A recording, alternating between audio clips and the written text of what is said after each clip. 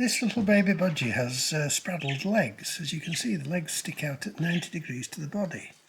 So I'm going to braille it with a little bit of sticky tape.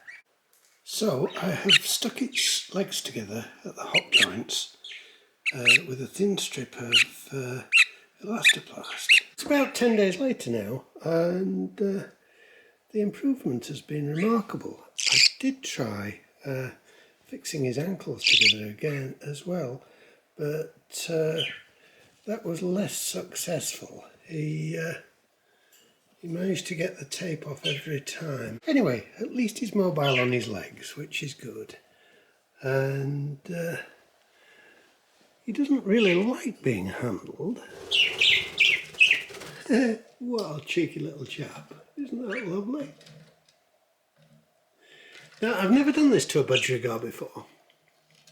In fact, I've never bred a budgerigar before, but I've done it several times on goslings. Goslings are very prone to spraddled legs because if they are fed on very high protein stuff, they grow faster than their bodies will support.